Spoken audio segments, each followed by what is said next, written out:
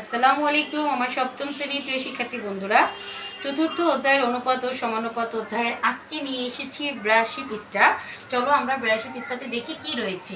82 পৃষ্ঠাতে দেখতে পাচ্ছি প্রথমেই রয়েছে একক অনুপাত। একক অনুপাত কাকে বলে? আমরা গত পর্বেই জেনেছি প্রথম রাশিটাকে বলে পূর্ব রাশি, প্রথম রাশিটাকে বলে পূর্ব রাশি আর দ্বিতীয় রাশিটাকে কি বলে?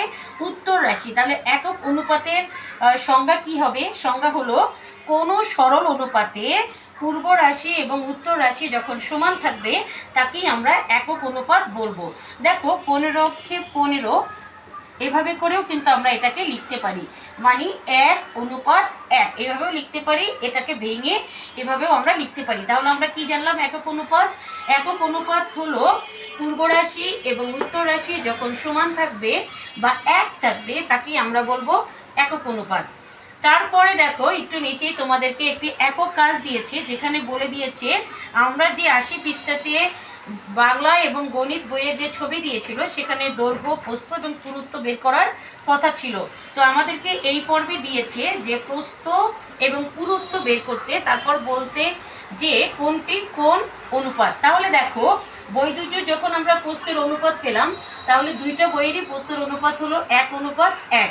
আমরা একটু আগেই যে একক অনুপাতটা জেনেছি সেটা কি?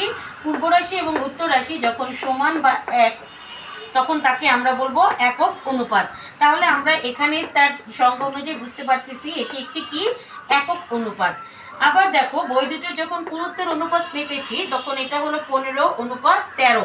তার মানে আমরা 81 পৃষ্ঠাতে যে সংজ্ঞাটা জেনে এসেছিলাম যে কোনো অনুপাতের পূর্ব রাশিতে যখন উত্তর রাশি অপেক্ষা বড় হবে, মানে পূর্ব রাশিটি বড় এবং উত্তর রাশিটি ছোট, তাকে আমরা কি বলবো? তাকে আমরা গুরু অনুপাত বলবো। তারপরে দেখো তাহলে এইটা হলো আমার একক কাজ। তাহলে আমরা প্রথমটা পেলাম কি?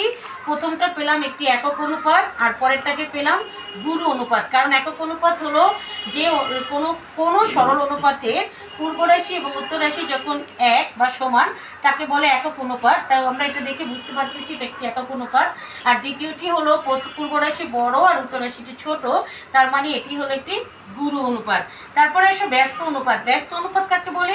কোনো সরল অনুপাতে পূর্ব রাশি, উত্তর রাশি এবং উত্তর রাশি পূর্ব রাশি থেকে তার প্রাপ্ত অনুপাতটা যখন পূর্বের অনুপাতে প্রকাশ করা হয় তখন তাকে কি বলে?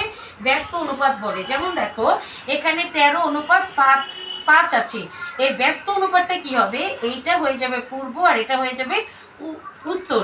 যেমন পূর্ব রাশিতে কি ছিল দেখো 13, সেটা এখন চলে গেল উত্তরে, আর উত্তর রাশিতে ছিল 5, সেটা চলে আসলো পূর্বে। এটাকেই বলা হয় ব্যস্ত, মানে হলো পূর্বটা উত্তর এবং উত্তরটা যখন পূর্ব হবে তার প্রাপ্ত অনুপাতটা পূর্বের অনুপাতকে প্রকাশ করা হয়, তাকেই কি বলবো আমরা? ব্যস্ত অনুপাত।